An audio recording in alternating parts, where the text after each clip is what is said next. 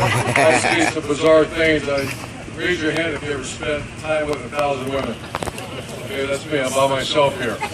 Nah, I'm with you. Another great charity cause to promote breast cancer awareness, supporting James. And then we had, I want to say 26, not quite sure the number, but freshmen show up with their families. And I get to look at a bunch of young people here that, that's one of my favorite times of the year because I get to look in the eyes of the parents and these players getting ready to embark upon a journey that's going to go real fast. I'm a father of 2 daughters that played college sports, and so I was able to share my personal experience of dropping my daughters off at Georgia Tech, Florida Gulf Coast, and it's over. Both my girls are already finished playing, so it's going to go real fast. So congratulations on you to come out and decide to work. I can promise you on a 94-degree day like today, there's going to be a bunch of your opponents sitting at home. And the way that I look at it, the way our staff look at it, and most importantly our players, if there's an opportunity to get the edge, get the edge. So I'm going to just visit with you briefly that I'm from the great state of Ohio. Ohio State University has never had this kind of momentum. I understand that's a pretty bold statement, but that's the way I believe. The great state of Ohio, I'm not sure has had this much momentum with all the great things going on. We get to watch our man LeBron James tonight and the Cleveland Cavaliers trying to make it 3-2. I'm from right there in Cleveland, Ohio, so I'm a big LeBron fan. And I was able to go watch the game, Game 3, and it really reminded me of our Buckeyes last year. And so I'm going to just share with you my thoughts on what happened. For the average fan, for the media, for people that really don't understand, they thought something really neat happened at Ohio State. A team overcame adversity, and some cool things happened. They won a championship. And that's about as far from truth is what really happened. What really happened, and what I challenge you guys as you get ready to go represent your high school teams, I understand this is mostly high school guys, that you name a foot, maybe you're the one team, maybe you're the one player that will go through a season without any adversity. If you are, I'd like to meet you. Maybe you got the perfect team, and you're the perfect player that at no time throughout the course of the year, eyes up here now, put your phones down. I'm going to waste my time. I'm going to make sure you guys are paying attention, especially young guys. So eyes up here. Maybe you're part of that magical team that will not face adversity throughout the season. At Ohio State, we had big-time adversity. We lost the bowl game. We lost the chance to play for the national championship against Michigan State the year before. We also lost the bowl game to Clemson. At one point, we lost 3 out of 4. We lost to Virginia Tech. That's the same team that had to replace 4 offensive linemen, the starting quarterback because he blew his shoulder out, Carlos Hyde, Philly Brown, and 2 first-rounders on a very average defense. So it's very illogical what happened. But what happened is this. In your team and you as a player, and this is really, really important for you to understand. That's why I want to make sure you're paying attention. At some point, maybe it's going to be tomorrow, maybe it's going to be in a couple weeks, maybe it's in the first game, you're going to get hit right square in the mouth.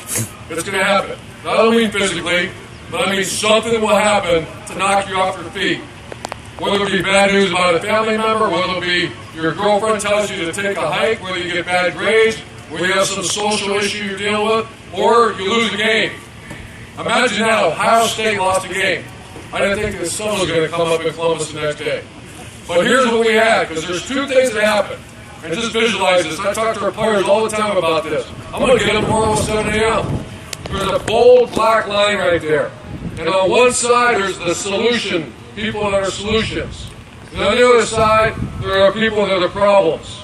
As a head coach, for doing this 29 years, if I find you on our team and you're a problem, you're no longer on the team. Because what happens is you destroy other members of that team. You put your cell phone on when someone's talking to you, like the head coach of a major university.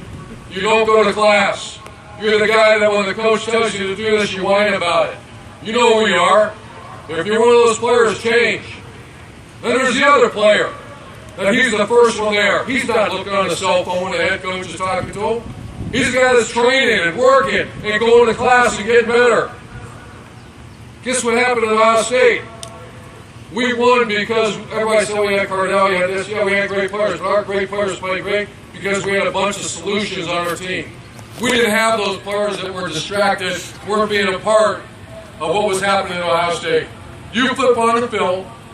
I'm getting a little lathered up right now, you can tell. You put on the film, game 3, and you put on a film, game 14. The most improved football team maybe in the history of college football from start to finish. How did that happen? By distractions? By having people on our team that are part of the problem? Because there were problems. We lost 3 out of 4 at Ohio State. No, I'm proud. I'm standing before you today, very excited about the team coming back because we had a team full of solutions. How do you become a solution? Become a great teammate.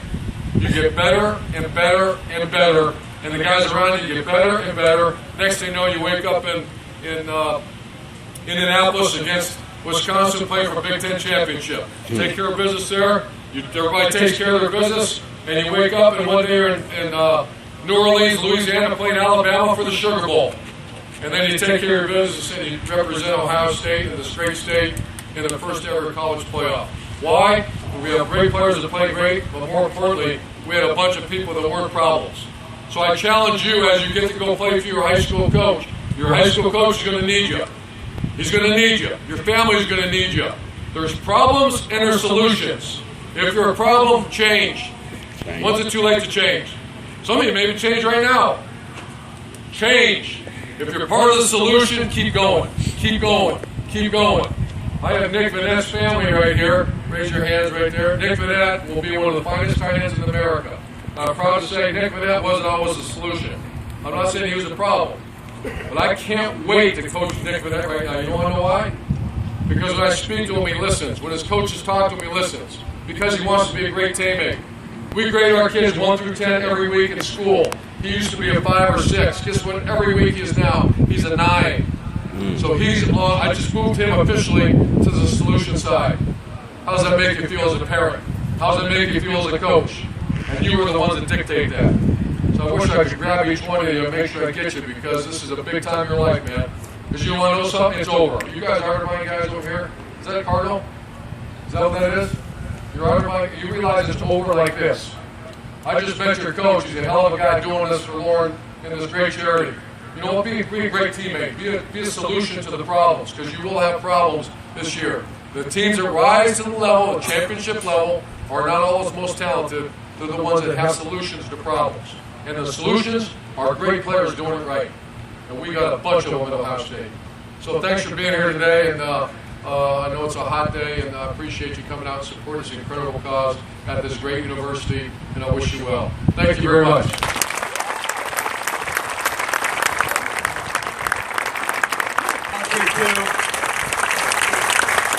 And then let's hear it for Coach Urban Meyer. All right, you guys drive safe. Make sure you check out the website. Have a great summer and get after the fall. All right, take care.